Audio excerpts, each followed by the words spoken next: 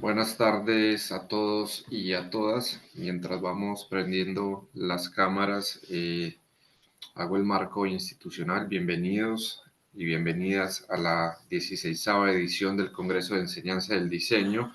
Esta gestión se realiza en el marco del Instituto de Investigación de la Facultad de Diseño y Comunicación de la Universidad de Palermo. El instituto abarca 3 áreas: la formación de posgrados, que es la maestría, el doctorado y el postdoctorado multidisciplinario en diseño; las actividades de investigación. Se lleva un programa de investigación con más de 25 líneas de investigación y se publican cuadernos en el Centro de Estudios de Diseño y Comunicación; y las actividades de difusión y proyección, como este congreso y la red de investigadores en diseño, a la cual invitamos a que se sumen. En este sentido, el presente congreso es un espacio de difusión y proyección. Tiene como finalidad compartir experiencias, planificar acciones conjuntas y planear temáticas relevantes para concretar proyectos académicos en la región, ¿no? En este marco damos inicio a la comisión A18 de estudios académicos. Me presento, mi nombre es David Carango Cadavid, soy coordinador del área de educación online de la Facultad de Diseño y Comunicación. Voy a pasar a explicar un poco cuál va a ser la dinámica de esta comisión. Cada uno de los expositores, independiente que sean uno o varios o un equipo, va a tener 10 minutos para su ponencia. Cuando estemos pasando más o menos por los 8 minutos, yo les voy a reaccionar con una manito levantada como aparece acá en este costado. No significa que estoy pidiendo la palabra para hablar, significa que les falta 2 minutos para cerrar, para que vayan redondeando los temas. Es muy importante que respetemos los tiempos. De todas maneras, voy a tomar una concesión, ya que veo que somos pocos en la sala. Lo podemos hacer de 15 minutos, entonces más o menos, si se quieren extender un poco más, no hay problema. Cuando les falten 2 minutos para cerrar, yo les voy a estar levantando la mano. La idea también de poder respetar los tiempos es que al final podamos tener un par de preguntas para abordar sobre los diferentes proyectos o sobre las diferentes ponencias que cada uno va a traer. Voy llamando uno por uno, el que sigue a continuación y el que se prepara, para que estemos todos eh, un poco listos de lo que viene. Les voy a pedir, por favor, en sumar las cámaras, los que estemos adentro, los que estén en su posibilidad de hacerlo, ya que obviamente estamos en un entorno académico y las ponencias es mucho más amable estarle hablando a las cámaras de los demás y no al cuadrito negro y al nombrecito. Entonces, les pido los que tengan esa posibilidad de podernos enmarcar en este ámbito académico y darle pues como la seriedad que se merece el Congreso. Muchísimas gracias. Bueno, comenzamos aprendiendo a diseñar, diseñando para aprender, un enfoque multidisciplinario, de Roberto Ángel Albornoz Delgado y equipo. Y se prepara, veo quién está por acá en la sala, se prepara accesibilidad y diseño universal en la Universidad, de Mónica de la Barrera Medina. Humberto, te escuchamos. Ok, ¿sí me escuchan bien? Se escucha Perfecto, bien. entonces déjame compartir pantalla.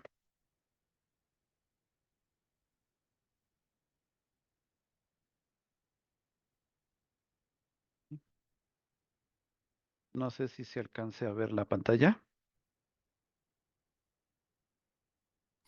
Por ahora no sale que has compartido algo.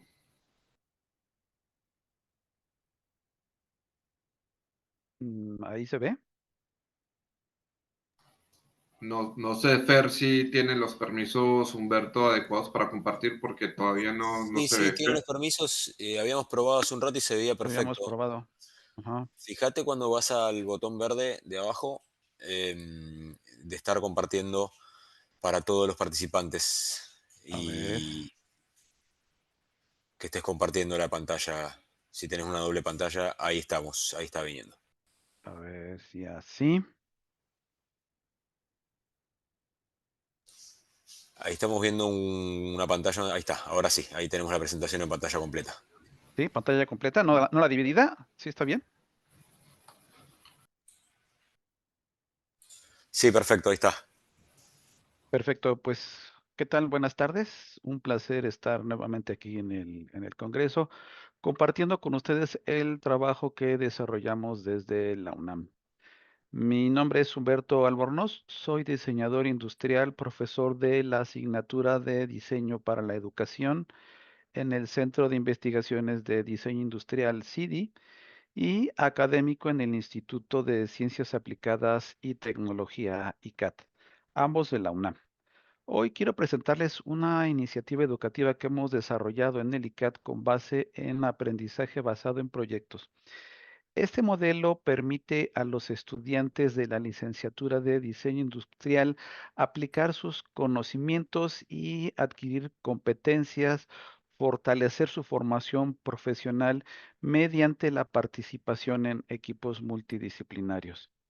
El proyecto va evolucionando de forma continua, inicia como servicio social, continúa como práctica profesional y idealmente culmina con la titulación de los estudiantes, como satisfaciendo un proyecto real, una necesidad real, cumpliendo con los requisitos académicos y logrando titularse en un tiempo óptimo.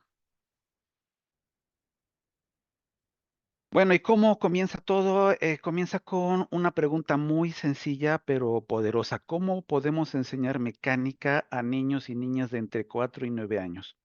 Nuestra respuesta fue a través de materiales tangibles que conviertan conceptos abstractos como fuerza, poleas o planos inclinados en experiencias lúdicas, experiencias donde ellos experimenten y sobre todo que sean significativas. Esta propuesta vincula un proyecto que ya tiene una trayectoria en nuestra institución que se llama EduSiempre, con antecedentes en la creación de material didáctico sobre luz y óptica y también en sonido. Es una iniciativa del ICAT UNAM que une ciencia, diseño y pedagogía con el objetivo de transformar la manera en la que se enseña ciencia en educación básica y que hemos logrado gracias a estrategias didácticas eficaces y también hemos logrado que haya un aprendizaje significativo. Ahora bien, ¿cómo vincular esta necesidad real, este proyecto o bueno, cualquier otro proyecto para optimizar el tiempo de titulación de estudiantes de diseño industrial del CIDI? Cuando los estudiantes llegan aquí al ICAT, se integran a un proyecto real bajo el modelo de aprendizaje basado en proyectos. En una fase inicial, el servicio social que dura 6 meses, los chicos comienzan a colaborar en el equipo multidisciplinario durante este tiempo. Se van generando las primeras ideas, los primeros conceptos. Incluso a veces llegamos a algunos modelos funcionales o prototipos iniciales. Sí es un tiempo valioso donde los estudiantes complementan sus conocimientos adquiridos en la carrera, pero no logramos concretar justamente por esta limitante de tiempo. Sin embargo, como no es suficiente, lo que podemos hacer es pasar a la siguiente etapa, robustecer estos conocimientos y ellos comienzan con su práctica profesional.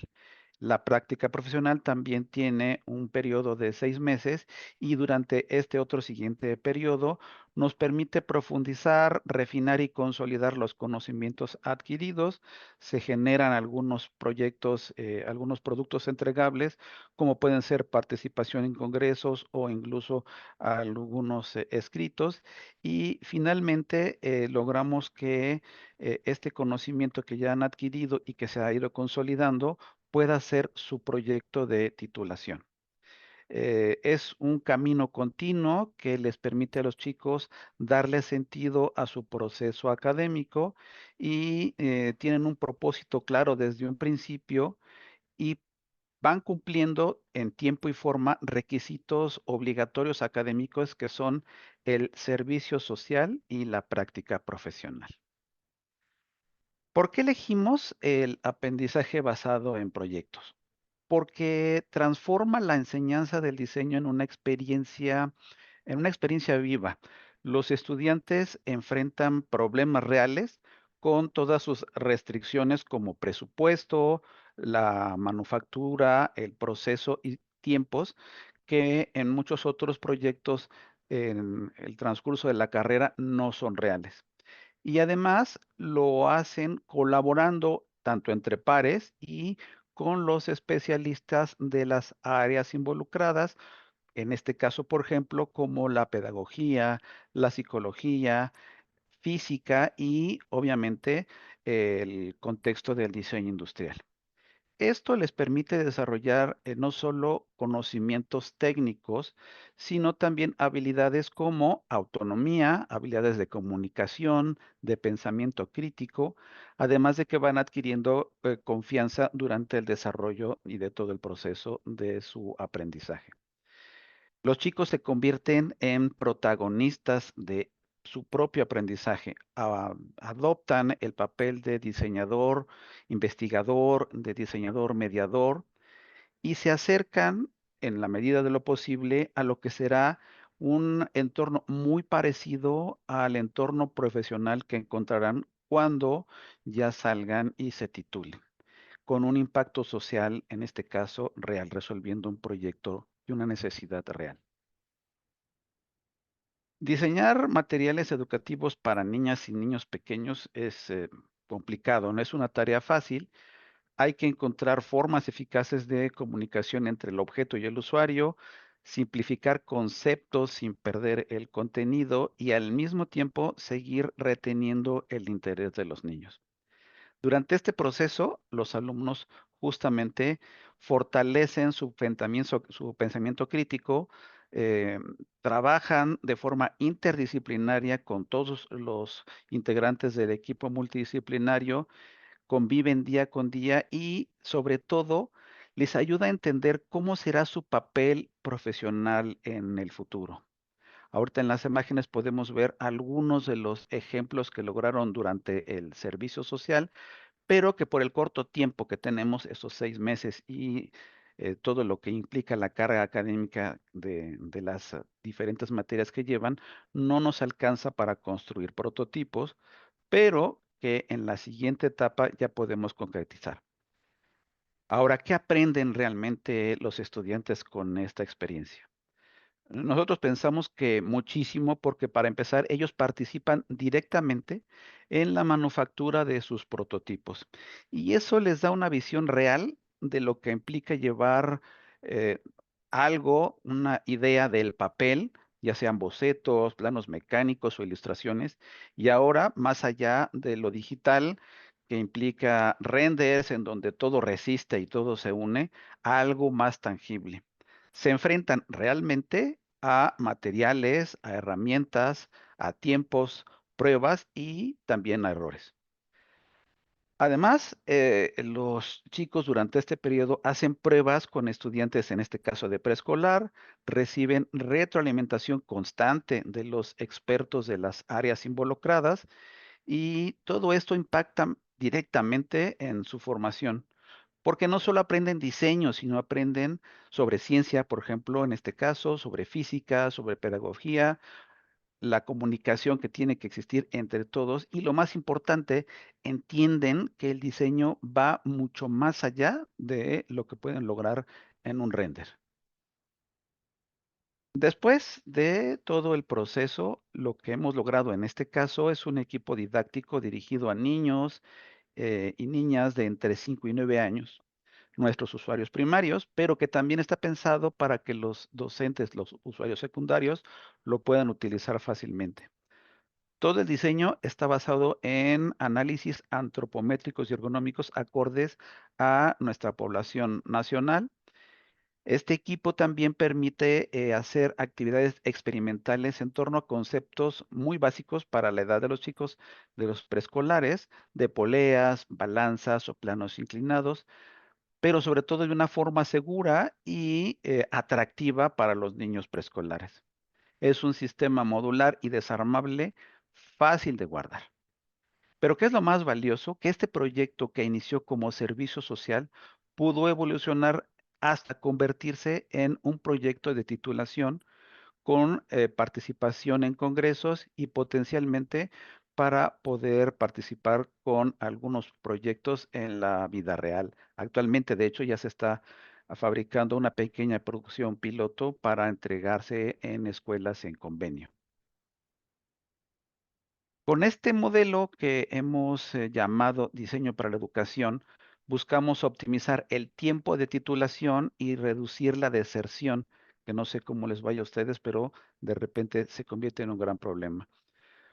Consideramos que este enfoque puede ser aplicable en otras disciplinas. En nuestro caso, se generó un vínculo sólido entre la academia, el CIDI y el ICAT y la sociedad al responder a necesidades reales mediante el diseño como herramienta pedagógica. Porque al final estamos convencidos de algo, en este caso muy particular, aprendiendo a diseñar, también diseñamos para aprender. Actualmente, los alumnos están por concluir su documento de tesis y presentar su examen profesional. Muchas gracias. Muchas gracias, Humberto. Bueno, ahí anoté un par de preguntas para hacerte luego al final del conversatorio. Te agradecemos. Claro. Bueno, seguimos con accesibilidad y diseño universal en la Universidad Mónica de la Barrera Medina. Y se prepara, veamos que tenía por acá, la letra con sangre 90. Rosario Ibáñez Sáenz. Mónica, te escuchamos. Gracias. Hola, buenas tardes a todos desde aquí. Espero que por allá sea un poquito más temprano. Bien, pues el proyecto que les comparto tiene que ver con un proyecto de investigación que actualmente tenemos aquí en la universidad. Formo parte de un cuerpo académico que se llama Planeación y Diseño Integrado. Entonces, una de las ventajas es quizá el hecho de conjugar la multidisciplinariedad que permite mucho el abordar muchos otros aspectos. Bien, sí cambió, ¿verdad? La pantalla. Bien. La Universidad Autónoma de Aguascalientes, que es de donde surge este proyecto, es una universidad formada por distintos centros. Entonces, esta investigación se centra particularmente en el Centro de Ciencias del Diseño y de la Construcción. Es un centro que alberga 7 carreras, 7 disciplinas: diseño gráfico, arquitectura, diseño de interiores, diseño de modas, urbanismo y diseño industrial. Por tanto, bueno, la premisa de esta investigación es visualizar las problemáticas del diseño dentro de este centro, que es el Centro de Ciencias del Diseño y de la Construcción, y revisar todas las cuestiones que están vinculadas al diseño, ya sea diseño espacial, diseño de mobiliario, diseño de la comunicación visual o del diseño urbano, identificando sobre todo pues las oportunidades que existen acerca de ello. Cuando nosotros pensamos en la discapacidad, se plantean muchas cosas, pero sobre todo cuando pensamos en la visualización de las oportunidades, quizá se enfoca mucho, sobre todo las áreas como el urbanismo, en aspectos que están centrados en la movilidad. Y en realidad, bueno, pues la discapacidad está cercana a otros aspectos, como la discapacidad visual, la auditiva, la intelectual, la psicosocial y la múltiple. Es por ello que cuando surge este proyecto se hace, digamos, un primer acercamiento con una serie de preguntas, tanto para los estudiantes como para los profesores, y saber qué es lo que existe en la universidad. Quizá damos por hecho que al pertenecer a una universidad tenemos algunos aspectos, sobre todo del diseño universal, aplicados en las universidades, pero bueno, en el desarrollo de esta investigación damos cuenta de otras cosas. Eh, este centro está conformado por 135 maestros, algunos de medio tiempo, otros de tiempo completo, algunos de asignatura, algunos que son técnicos, de estudiantes, que hay un promedio de 2.086 estudiantes. Sabemos que cada semestre cambia también la cantidad de alumnos y estamos hablando de una población de alrededor de 2.234 personas. Este proyecto, bueno, se aplica dentro de una metodología mixta con observación participante, entrevistas, nota de campo, grabaciones, pero lo que ha sido todavía más interesante, más allá de estos datos del registro, ha sido el acercamiento con investigación, perdón, con entrevistas, porque las entrevistas nos han permitido escuchar directamente por parte de los alumnos y de los maestros identificados con algún tipo de discapacidad esas características que a nosotros realmente nos interesan. ¿Por qué? Bueno, pues porque al partir de un centro que está relacionado con el diseño, es importante saber qué sabe el diseñador acerca de lo que se tiene que diseñar, ¿no? Justo hace un momento el maestro Humberto comentaba una frase interesante, ¿no? Aprender a diseñar también para que nosotros diseñemos aprender. Hay una vinculación interesante en este aspecto. Por otro lado, bueno, pues la Agenda 2030, que es garantizar educación inclusiva, equitativa y de calidad, pues está vinculada a muchas cuestiones y aunque estamos hablando que el diseño universal parte prácticamente desde los años 60, en realidad nos damos cuenta que no hay mucho de esto aplicado en todo lo que desarrollamos. Y comentaba, bueno, las herramientas que se han estado aplicando son distintas, pero cuando nos dan alguna respuesta, sobre todo en el caso de los alumnos, cuando hay un acercamiento directo a través de las entrevistas, surgen muchos otros aspectos que quizá son más importantes, ¿no? Muchos de ellos en realidad están vinculados a los aspectos que en realidad están más cercanos a las cuestiones empáticas. ¿Por qué? Bueno, pues porque dentro de un salón de clases aparecen muchas otras dinámicas que quizá tenemos consideradas de manera general, pero hasta que estamos vinculados con grupos en los que ya contamos con algún tipo de alumno o incluso un maestro que tenga alguna discapacidad, podemos analizar de cerca las cosas que podemos o no llegar a modificar o mejorar. Bien, aquí en la universidad, por ejemplo, eh, pues bueno, se hacen distintos ejercicios donde los alumnos que no identifican propiamente qué pasa con la discapacidad motriz, pues tienen que trasladarse en distintos espacios. La universidad es bastante grande y aunque cuenta con muchos espacios, digamos, de una planta o de dos plantas, pues hay muchas áreas como estas que aparecen en las fotografías, en las que la transición, aunque esté adaptado con ciertas rampas, en realidad no cubre todos los aspectos que se requieren. Y que además, bueno, aquí hay una persona también, porque hay un área de Centro de Ciencias Biomédicas, también asisten distintas personas, digamos, población ajena a la universidad a los distintos servicios que se ofrecen, ¿no? Por ello ha sido también interesante el dar ese seguimiento a través de las imágenes, bueno, de las fotografías y de todas esas preguntas que se han hecho directamente a ellos. A ver, aquí. Y por otro lado, hay otras áreas de la universidad que sí cuentan, por ejemplo, con todas las aplicaciones visuales y tangibles, sobre todo para apoyar la discapacidad visual, porque hay áreas específicas que tienen este acompañamiento con braille, con elevadores, con muchas otras cosas que permiten esto, pero no en todo el centro. Digamos, nuestro centro propiamente no tiene todas estas aplicaciones y es ahí donde nosotros estamos analizando toda esta parte de las diferenciaciones que existen. Por otro lado, bueno, pues comentábamos este aspecto que ha sido también uno de los que más se han enfatizado, que es la discapacidad auditiva.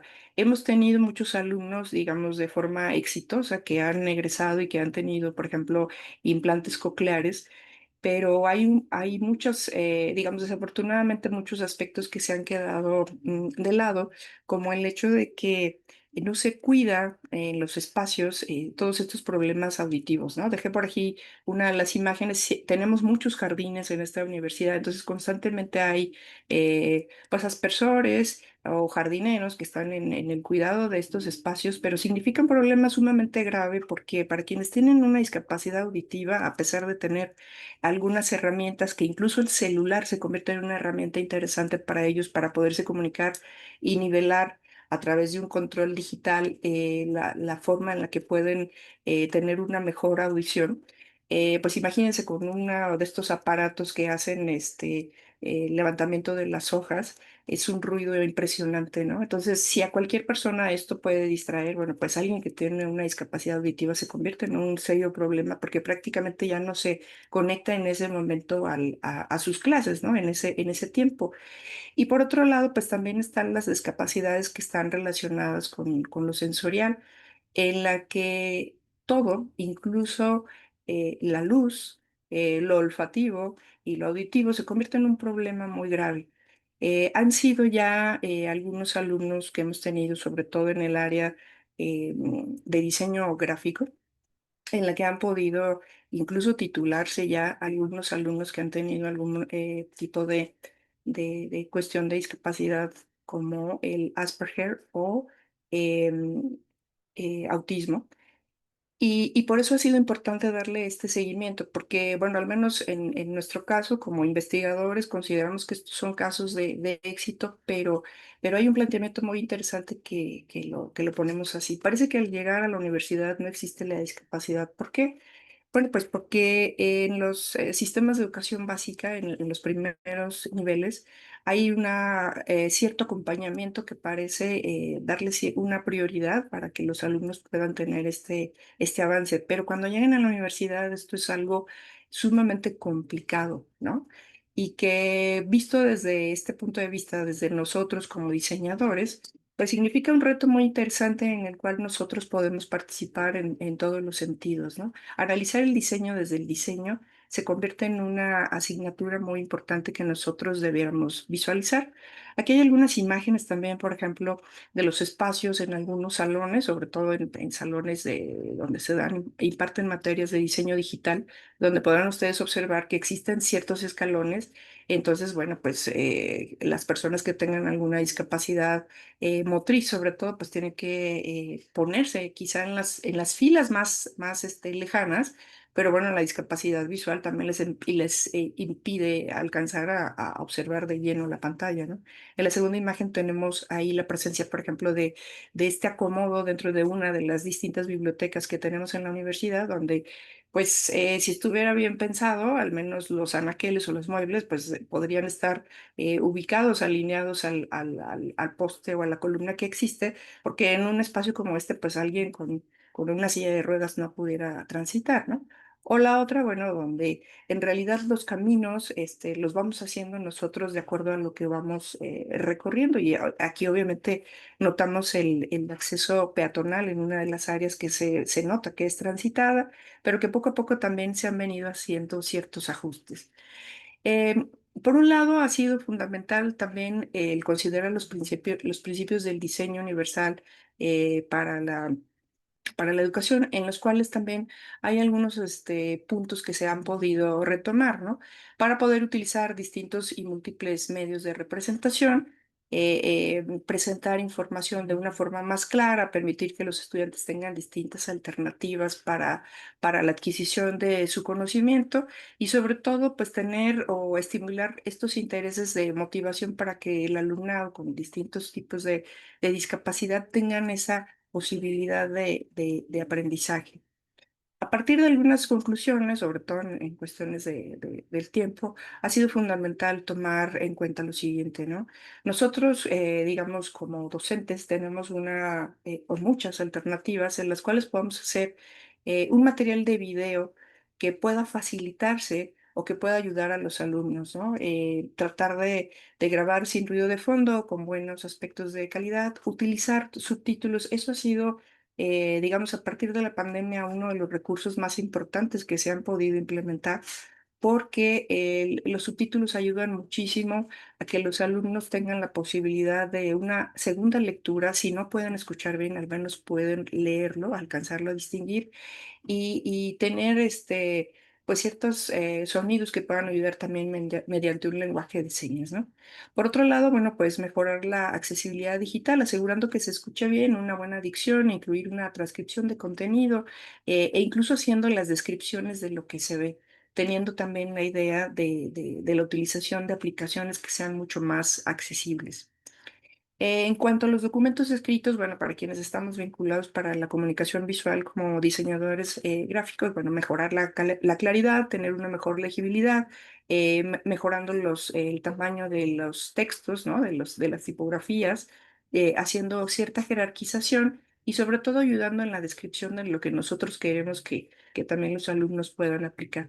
En cuanto a los documentos digitales, bueno, pues hacer textos alternativos con hipervínculos que les permitan a ellos también revisar o llegar a textos más precisos, sobre todo porque muchos de ellos en estas entrevistas, los que tienen algún tipo de implante coclear, los que tienen algún otro tipo de discapacidad, por ejemplo, tenemos alumnos que también tienen una discapacidad visual a consecuencia de ser alumnos que tienen, eh, bueno, en fin, algunas otras características o particularidades y el recurso de llegar a su casa y de revisar, digamos, sus apuntes a través de ligas les permite reafirmar algo que quizá en clase por el ruido, por la contaminación visual, por muchos otros aspectos les permite dar un cierto seguimiento. Y bueno, pues el no limitar a la educación básica es fundamental. El repensar el diseño desde las disciplinas universitarias para los estudiantes o con los estudiantes más vulnerables es fundamental. Creo que es como un ejercicio que nosotros hemos estado aplicando durante nuestras clases, pensando en cómo los mismos estudiantes miren a su alrededor con este interés de mejorar no solo para ellos, sino para todas las personas, el cómo puede hacerse mejor la educación. Les decía, este proyecto en realidad surge a partir de muchas cosas, sobre todo tomando en cuenta que estos alumnos que hemos tenido con alguna discapacidad se han enfrentado a más barreras que el resto de los alumnos, ¿no? Y como diseñadores, les decía, arquitectura, diseño industrial, diseño de interiores, ingeniería civil, urbanismo, hay muchos de esos principios que se pueden ir estructurando. Proponer diseños para todos sin ajustes, es decir, este es el enfoque real del diseño universal, ¿no? No estar haciendo adaptaciones, no estar haciendo algo que de alguna forma mejore, sino que desde un principio, desde el desarrollo o la planeación de una propuesta, esté pensado para todos, ¿no? ¿Qué podemos hacer? No para ajustarlo, sino para que desde un principio esto vaya teniendo este interés. Sobre todo abordar pues esta variabilidad humana, ¿no? Diversificando estrategias que ofrezcan estas oportunidades para todos los estudiantes. También tenemos estudiantes de talla baja. Seguramente en sus universidades esto llega a pasar, ¿no? Y es un problema real porque el mobiliario no está adaptado para ellos. O sea, son sillas gigantescas para personas que se tienen que sentar y no alcanzan a veces el asiento, ¿no? Entonces, por eso es parte un poco de esto. Y finalmente, bueno, pues compartir un poco esta reflexión. El mundo es más difícil cuando no fue diseñado para ti. Todos consideremos la aplicación permanente del diseño universal y pensemos desde cada una de nuestras trincheras, desde cada una de nuestras universidades, en plantearnos cómo trabajar con el diseño universal y qué podemos hacer dentro de nuestros propios aulas para poder hacer que esta sea una aplicación realmente universal. Muchas gracias. Muchísimas gracias, Mónica. Muy interesante el tema de la accesibilidad. Después de las ponencias conversamos un poquito, ojalá podamos tener un ida y vuelta de un par de preguntas. Bueno, seguimos con La letra con sangre no entra de Rosario Ibáñez Sáenz y creo que no tenemos ningún expositor más en sala. Rosario, ¿estás? Te escuchamos. Sí, sí, comparto pantalla.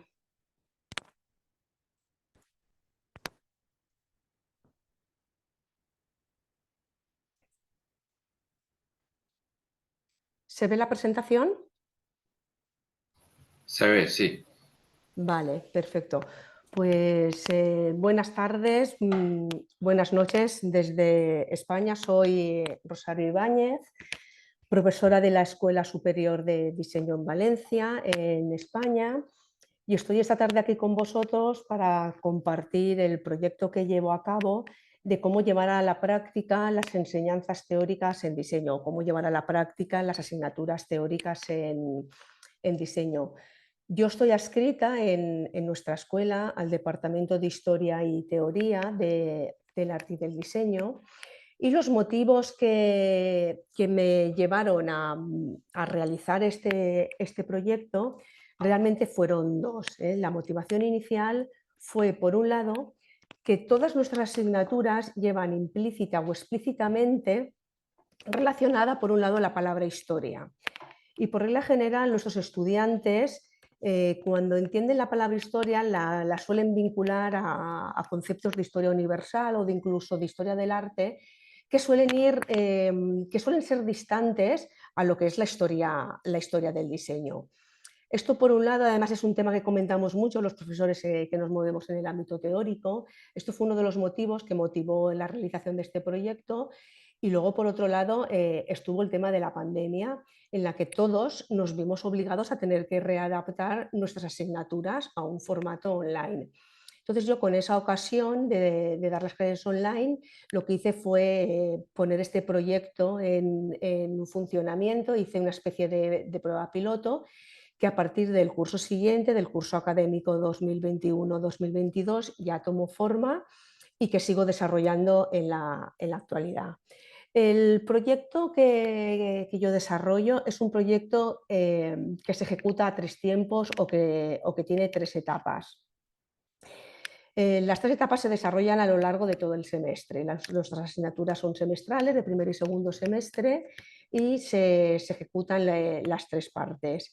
Es cierto que el proyecto está planteado para que pueda ser desarrollado o trabajado de diversas maneras. Por un lado, se puede desarrollar únicamente el punto 1 y 2 o bien el punto 1 y 3, teniendo en cuenta que siempre la primera parte es la parte fundamental, porque es la parte que en realidad genera el contenido con el que poder trabajar luego en otras etapas. Pero del mismo modo también se puede trabajar o desarrollar de una manera individual, bien a lo largo de diferentes cursos o bien de manera transversal a través de diferentes asignaturas. Dicho esto, comienzo a explicaros el proyecto en cada una de sus fases, en cada uno de sus tiempos. La fase primera es la puesta en valor de nuestros fondos bibliográficos. Nosotros en la escuela tenemos una biblioteca, una gran biblioteca especializada en diseño, y además somos depositarios de unos fondos documentales en diseño. En concreto, tenemos albergados en nuestra escuela lo que son los fondos documentales del INPIBA Design, que van destinados tanto a investigadores como a profesionales del diseño. Evidentemente, claro, nuestro alumnado también tiene accesibilidad a estos fondos. Entonces, tomando como partida lo que son nuestros fondos bibliográficos y lo que son nuestros fondos documentales, lo que hacemos es dárselos a conocer al alumno, ayudarles en sus búsquedas y que seleccione cada uno de ellos un libro. Bueno, quien dice un libro dice una revista o dice un manual de tendencias, y trabajarlo mediante la lectura del mismo, teniendo en cuenta 2 objetivos primordiales de esta primera etapa, que es la realización de un trabajo de análisis y un trabajo de síntesis que se va a plasmar en un documento escrito. Hasta este punto, esto no deja de ser el desarrollo de una asignatura teórica tradicional, en la que uno coge una fuente primaria, hace una lectura, la analiza y luego finalmente desemboca en la realización de un trabajo escrito. Pero para nosotros, en cambio, esto es el punto de partida. En lugar de ser el punto de finalización, se convierte en el punto de partida. Una vez se ha hecho la lectura del libro que cada alumno, que cada estudiante selecciona, realizan una reseña escrita sobre ese libro.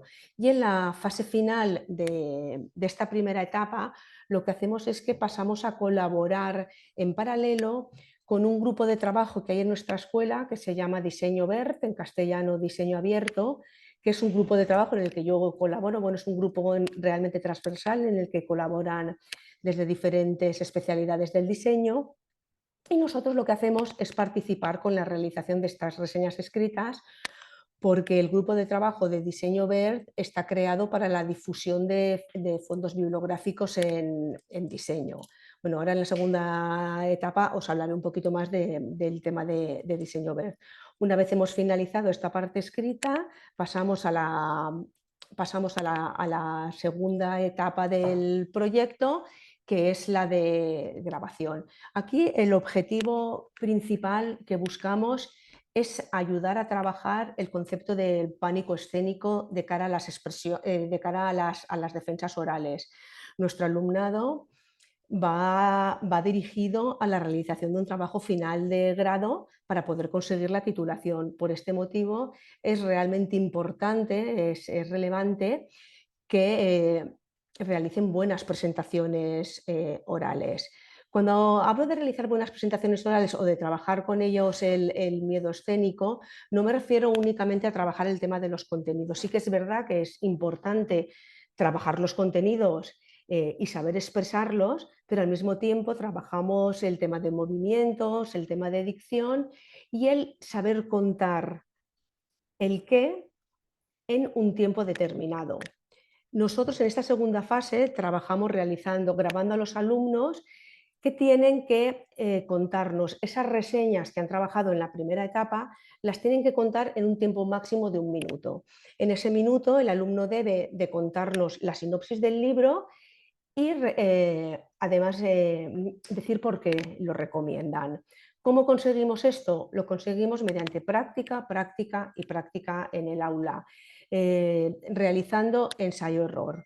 Cuando ya hemos conseguido tener esos discursos contenidos en 1 minuto de duración, realmente entonces pasamos a la fase de grabación, como podéis ver en la imagen que tenéis en pantallas. Esta es otra parte de nuestra biblioteca, y pasamos a colaborar transversalmente con el Departamento de Medios Audiovisuales. Tanto el profesorado como el alumnado de Medios Audiovisuales realiza tanto las grabaciones como luego el montaje de las mismas, que finalmente aparecerán reflejadas en la wiki de Diseño BERT, que está directamente vinculada con la web de nuestra escuela y donde van a aparecer tanto la fase final de la primera etapa del trabajo de investigación, que son esas reseñas escritas, donde aparecen con el nombre del estudiante, en la asignatura que le han desarrollado y el curso académico. Y luego en la parte final tendrán un enlace a YouTube donde podrán ver esa reseña grabada de 1 minuto. En el momento que todo esto es subido a la wiki de Diseño BERT, también colaboramos transversalmente con otro departamento de la escuela, que es el de medios informáticos. Llegados a este punto, comentaros simplemente brevemente que el grupo de investigación, el grupo de trabajo de Diseño BERT está planteado con un carácter internacional. Nosotros actualmente colaboramos con 2 universidades portuguesas y tenemos reseñas de libros de diseño tanto en castellano, en inglés y en portugués. Y desde aquí, pues bueno, quiero invitar a todos los componentes de esta sala a que, si están interesados, pues que pueden contactar conmigo y les explicaría detenidamente en qué consiste el proyecto. Una vez finalizada esta etapa, nosotros ya acabamos nuestra colaboración con este grupo de trabajo y nosotros ya pasamos a desarrollar la tercera y última etapa de nuestro trabajo de investigación, que en realidad es realizar una inmersión en el diseño, es hacer una especie de escenificación de todo aquello que se ha ido trabajando a lo largo del semestre en las etapas anteriores. En realidad es meterse en la piel de aquel diseñador que se ha estudiado mediante la lectura del libro, de aquel movimiento o periodo de diseño que se ha trabajado, donde los objetivos fundamentales que nosotros queremos desarrollar son 2. Uno, trabajar el concepto de la decodificación del objeto del diseño, y luego, por otro lado, el hacer relecturas contemporáneas del diseño. Estas escenificaciones se realizan mediante una especie de guión o de argumento que genera el alumno, y se pueden hacer bien en directo o bien pueden ser grabadas. Si son en directo, intentamos montar un pequeño set de grabación donde son los propios estudiantes los que realizan las grabaciones. Cuando no podemos montar el set de grabación, lo hacemos, grabamos mediante móviles, pero de todas maneras son diversas las posibilidades que se pueden tener a la hora de realizar estas grabaciones. Cuando son grabaciones en directo, son como ya os he comentado, y cuando ya acuden al aula con la grabación previamente hecha, las grabaciones se pueden realizar de infinidad de maneras. Luego, además, se pueden hacer grabaciones individuales, por parejas o bien por grupo. Con esto y concluyendo, ¿qué conseguimos? La verdad es que después de varios años de llevar a la nos hemos dado cuenta de que los resultados que conseguimos son realmente excelentes, ya que conseguimos que los alumnos investiguen mucho más, investiguen mejor, investiguen de una manera mucho más divertida, porque la manera como lo van a plasmar es mediante una especie de representación, de escenificación, y en consecuencia lo que conseguimos son que mejoren de una manera sustancial los marcos teóricos de las investigaciones. Y luego, por otro conseguimos que hagan un trabajo holístico muy en la línea del concepto de cultura del diseño. No obstante, si tenéis alguna duda o queréis comentarme algo, estoy a vuestra disposición. Gracias. Muchas gracias, Rosario. Quiero invitar a las personas que están en sala, si quieren hacerle alguna pregunta a las personas que tuvieron sus ponencias, o incluso si Rosario, si Humberto o Mónica se quieren hacer algunas preguntas cruzadas, es el momento. Si no, arranco yo a preguntarles a cada uno ciertas cuestiones. Pero bueno, pueden estar escribiendo en el chat las preguntas y las trasladamos a las ponencias.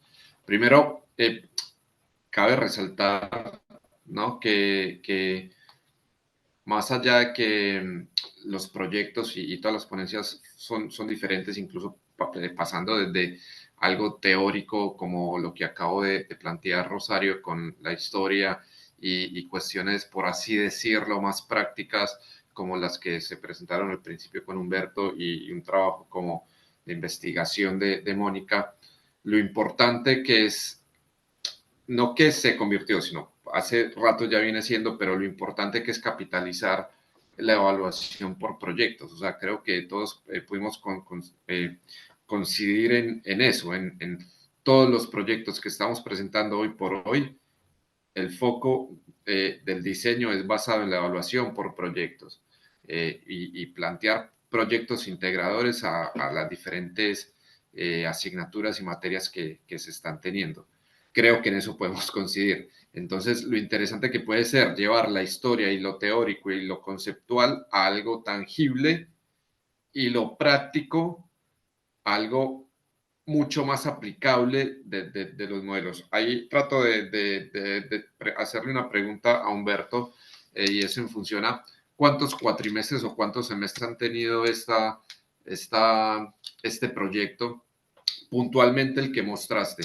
¿Sabes? O si siempre es el mismo proyecto, o sea, siempre es la misma temática, o van cambiando la temática en función del cuatrimestre. Bueno, en realidad es semestral y actualmente es la primera vez que estamos implementando esta forma de intentar que los chicos se titulen de manera más fácil. ¿Por qué? Porque generalmente los chicos tienen que cumplir con su servicio social y tienen que cumplir con su práctica profesional. Lo que pasa muchas veces es que como tienen que cumplir su servicio social, están haciendo un proyecto que muy probablemente no va a ser su proyecto de titulación. Y peor del caso, después cuando salen a hacer práctica profesional, lo que muchas veces sucede es que empiezan a trabajar, empiezan a recibir ingresos, y todo lo demás pasa a ser, ¿no?, lo de menos. Y entonces estamos perdiendo alumnos en este proceso. La idea con la que nosotros estamos fundamentando esta vía es que idealmente ellos comiencen su servicio social, trabajen, si están interesados, les gusta el proyecto, se queden, continúen como práctica profesional y al final ya tengan un proyecto listo para que se titulen lo más pronto posible sin que se desperdiguen y se nos pierdan, pero que hayan invertido un requisito académico como el servicio social y otro requisito académico como la práctica profesional en un proyecto en el que están invirtiendo todos sus conocimientos y que al final les va a servir para que salgan más rápido. Apenas es la primera vez que estamos implementando esto, ya tenemos un año con el proyecto y ya ahorita ya los chicos estamos ya en revisión de su documento para que se titulen lo más pronto posible. Entiendo. Y Humberto, ¿y siempre es la misma problemática social que abordan o cada semestre la cambian a los que recién empiezan? ¿O Cada todavía no vez termina? nosotros, es que bueno, yo trabajo en el Instituto de Ciencias Aplicadas y Tecnología y aquí generalmente tenemos proyectos de investigación y desarrollo y yo lo que procuro es justamente vincular la parte de mi desempeño aquí en el instituto con la asignatura que tengo en diseño industrial y justamente de alguna manera jalar alumnos para que darles continuidad a los proyectos que en ese momento estamos trabajando. Este semestre, bueno, este año ya fue el proyecto de mecánica para preescolar, pero hemos tenido otros proyectos relacionados, por ejemplo, con biología o proyectos relacionados con cuestiones que van en otras asignaturas, en otros temas. Entendido, muchas gracias, Humberto. Le quería preguntar a Mónica en función, me quedó con algo que ella puso en uno de los slides, corregime porque creo que lo anoté un poquito al revés. Al llegar a la universidad parece que no hay discapacidad. Algo así parecido era lo que habías planteado, Mónica, ¿cierto?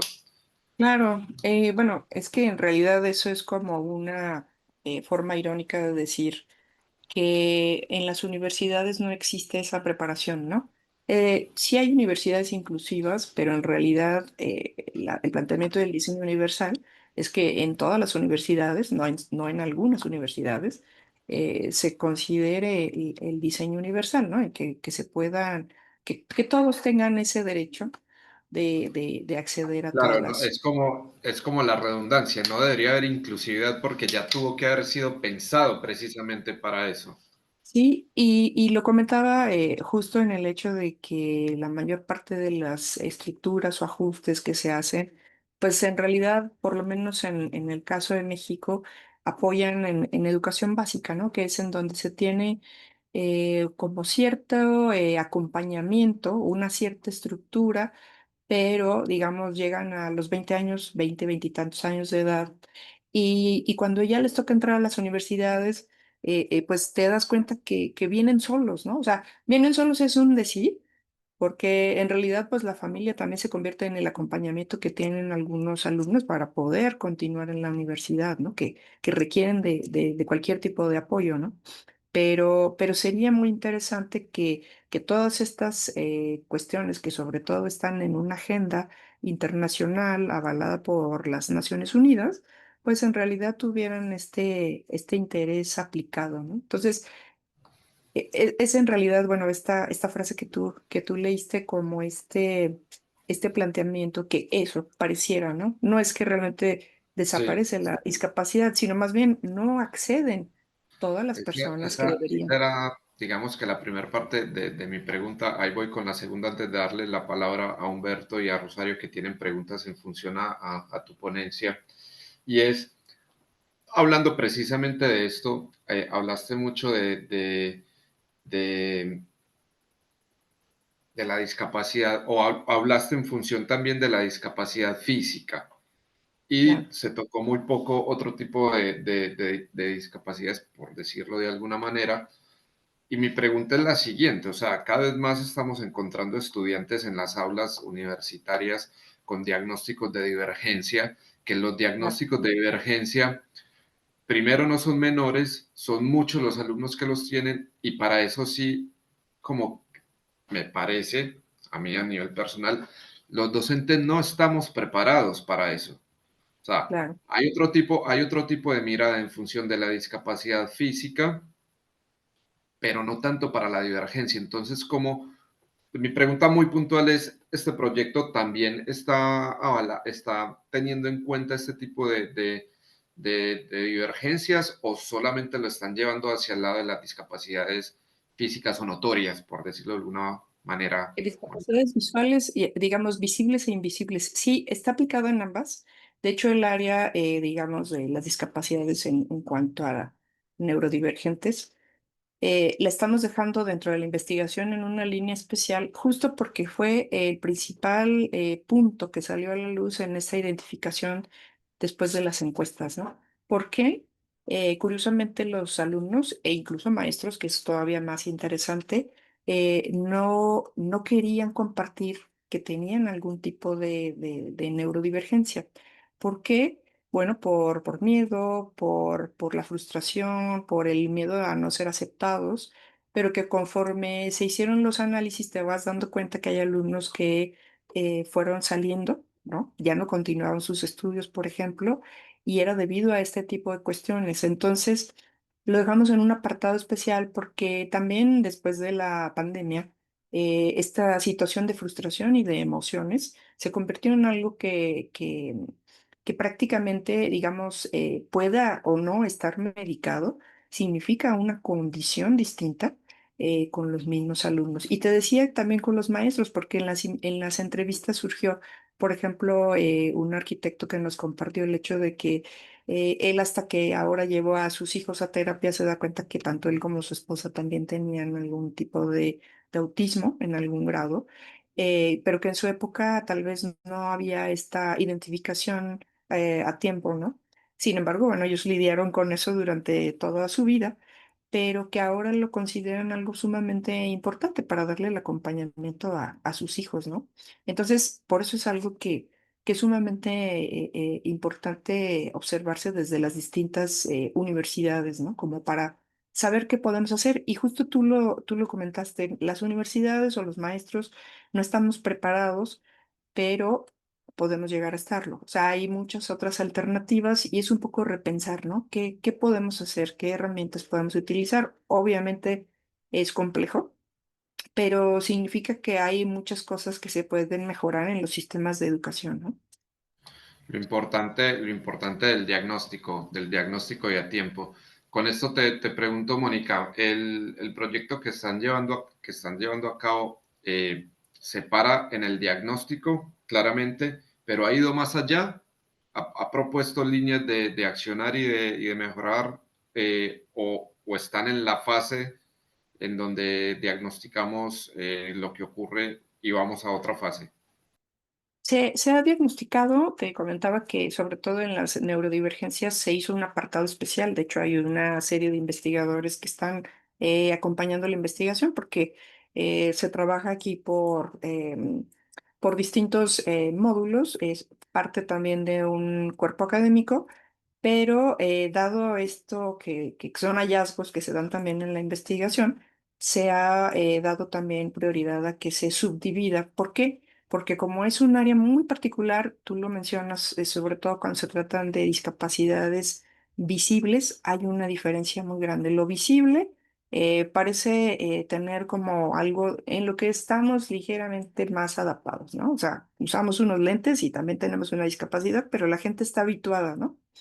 Pero con otro tipo de discapacidades hay otro tipo de temores y por eso estamos abordándolo con otros, como con otra división, porque parece también un área de oportunidad muy importante.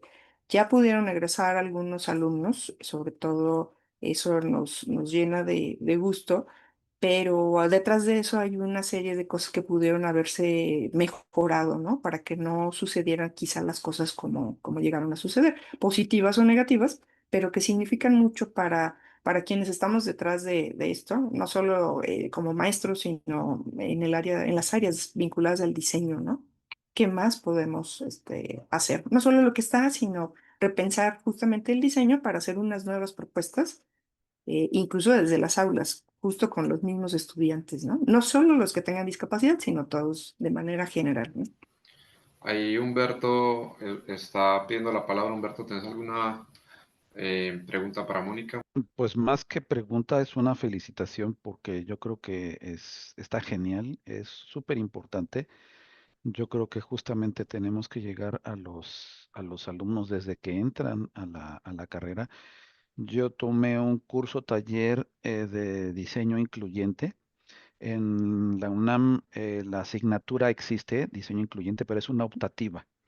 Bien, Entonces, cuando yo tomé el curso taller, cuando entraron a los otros compañeros, todos eran arquitectos, era el único diseñador industrial, y entonces se inclinaba mucho a justamente la parte arquitectónica, y entonces es cuando de repente yo les platicaba, no es que también hay que pensarlo desde muchos ángulos, muchos paquetes de jabones que dicen abre fácil o productos que frascos.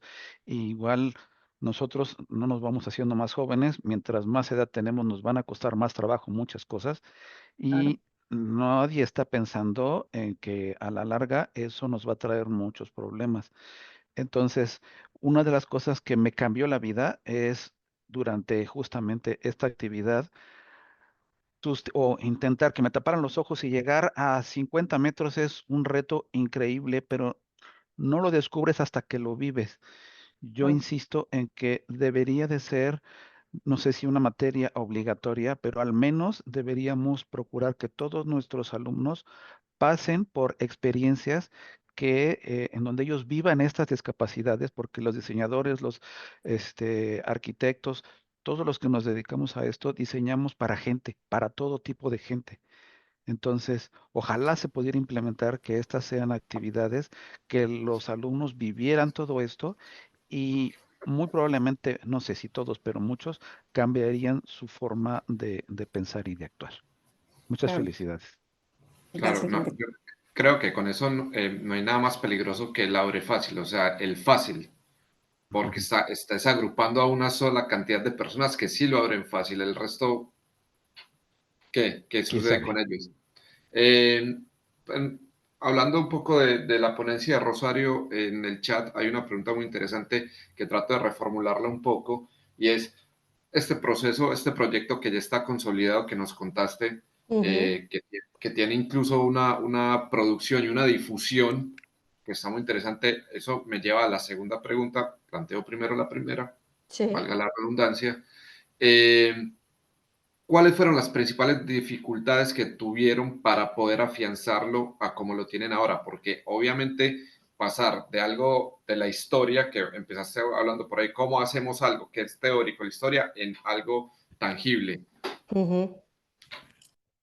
A ver, pues realmente esto comenzó porque cuando estamos dando nuestras asignaturas teóricas, suele ocurrir con muchísima frecuencia, da lo mismo la especialidad del diseño en la que estemos. Nosotros impartimos todos los grados en diseño, tenemos todas las especialidades, pero independientemente del grado en el que estemos, suele ocurrir con mucha frecuencia que cuando estamos en algún momento más alejado del contexto contemporáneo, cuando estamos en los inicios o incluso cuando estamos hablando del diseño de principios del siglo XX, muchas veces los alumnos y alumnas no acaban de entender eh, el momento de creación de ese objeto de diseño, entendiendo como objeto, imagen, espacio, es decir, un concepto global de diseño. Entonces ellos muchas veces no llegan a entender por qué muchas cosas, muchos objetos de diseño son como son en un determinado momento y les inducía realmente a error el poder entender para qué se utilizaba, para qué servía o por qué realmente el diseño era de una determinada manera. Entonces, han sido errores muy repetidos a lo largo de los años de docencia, siempre los alumnos suelen cometer los mismos errores. Si la ponencia de hoy hubiera podido ser más larga, pese a que tú nos has regalado más minutos, pero si lo hubiera podido hacer más larga, yo probablemente hubiera empezado mostrando aquellas imágenes que siempre inducen a error a los alumnos. Y realmente fue por ahí por donde yo empecé a plantearme que había que trabajar de alguna manera distinta que además en última instancia yo creo que incluso enlaza con lo que estaba diciendo Humberto, de que un diseñador, porque aunque yo esté en el ámbito teórico, nosotros formamos a diseñadores. yo no dejo de impartir más que yo y mis compañeros de departamento no dejamos más que impartir unos conocimientos transversales que sirven en las fases de investigación y en la creación de marcos teóricos, pero formamos a diseñadores y es verdad que la experiencia es algo fundamental para poder entender y comprender y para poder realizar un diseño. Y evidentemente con estos marcos o con esas enseñanzas teóricas pasaba exactamente lo mismo. Entonces la idea era que yo muchas veces acababa diciéndoles, si pudiera, lo decía de broma, porque a mí toda esta idea me surge porque yo acababa en el aula diciendo, es que si pudiera os haría vestir como se vestía hace 70 años o como se vestía hace 100 años o hace 150 años, porque así probablemente si os pudiera de repente transportar a cómo era la vida, la sociedad, la economía, etcétera, etcétera, en aquel momento probablemente entenderíais por qué el objeto de diseño es de una determinada manera y no de otra. Y yo creo que tanto repetí esa frase de si pudiera os, haría, os trasladaría al momento de creación del diseño, que un poco para evitar esa serie de errores fue por donde nació la idea de, bueno, de hacerlos trasladar mediante la escenificación, porque en definitiva este proyecto culmina en la fase final donde utilizamos medios que no tienen nada que ver con la enseñanza teórica, porque acaban haciendo representaciones teatrales. Pero es ahí donde realmente ellos más investigan y donde ellos realmente llegan a entender el diseño desde dentro, desde el momento de creación. Voy con la segunda pregunta y le doy Vale. el espacio a Mónica que te quiere preguntar algo. Sí, sí. La parte que nos comentabas sobre la difusión con puede ser un portal en Portugal, algo parecido. No. Partiendo de nuestro portal, nosotros somos como el portal madre, Sí, decirlo de alguna manera, se le da acceso a la gente con los que colaboramos. ok, Entonces trabajamos todos a través de un mismo portal. perfecto. Solo Iba un que, poco a vamos, eso. la autoría del portal pertenece a nuestra escuela. Pero Iba bueno, un poco a eso consta. en función consta. de la difusión y de poder capitalizar proyectos y que se puedan ver y que se puedan tangibilizar. ¿Qué tan importante es acá en esta sala construir esos vínculos? Porque muy probablemente también esos se pueden construir proyectos conjuntos en función de poder llegar a comunicarlos en dichos portales Sí. con las diferentes aristas y los diferentes proyectos que tenemos acá con Mónica y con Humberto. O sea, los invito a que luego se crucen los correos y Sí. podamos sacar algo de acá. Más que una pregunta, era una invitación en realidad. Mónica, ¿querías preguntarle algo a Rosario? Sí, gracias. A mí me encantó esta idea, bueno, este trabajo que ella nos comparte en donde existe como esta escenificación, porque de alguna forma ayuda a los alumnos también como a prepararse para la vida, ¿no? El trabajo que ellos van a hacer algún día lo tienen que presentar y finalmente ellos lidian con la frustración, con las emociones, que pues es una cuestión que a mí me parece que debería también haber en cada una de las disciplinas, en la carrera que sea, ¿no? Sí. Prepararlos para presentar significa mucho, porque finalmente ellos con eso tienen la mitad del recurso para poder conectar con la disciplina que quieran, ¿no? Hay una asignatura parecida que me ha tocado impartir, que es presentación profesional de proyectos, pero nunca se me había ocurrido esta parte de la escenificación.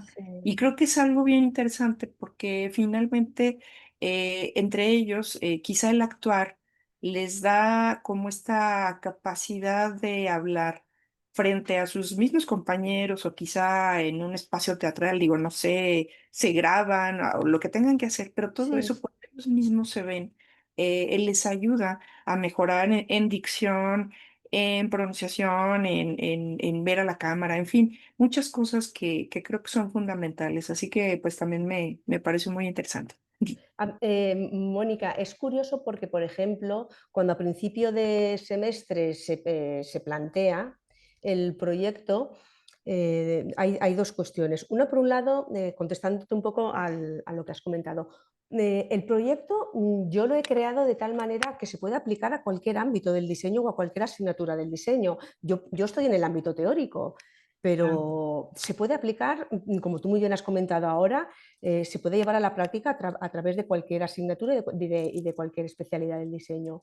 Y luego no deja de ser curioso que yo a principio del semestre, cuando les planteo que la asignatura la vamos a trabajar a través de este proyecto y les voy explicando cada una de las fases y lo que tienen que hacer, lo primero que se observa en el aula es pánico.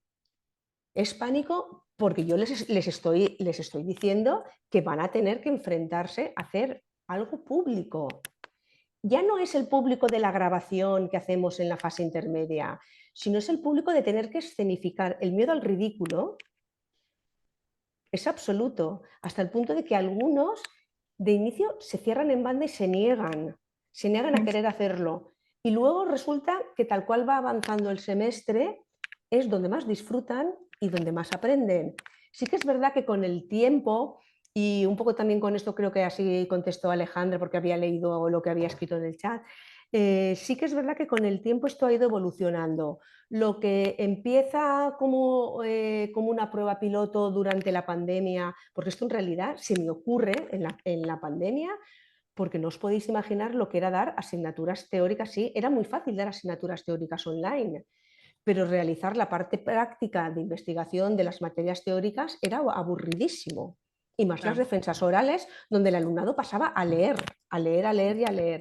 Entonces a mí se me ocurrió, un poco para incentivar al alumnado, hacer uso de lo que tenían en su entorno. En su entorno que tenían, estábamos todos en nuestras casas. Entonces, hacer uso tanto de los espacios como de los objetos, como de la ropa que tenían, utilizarla para llevar a cabo los trabajos de investigación. Ahí es donde nace.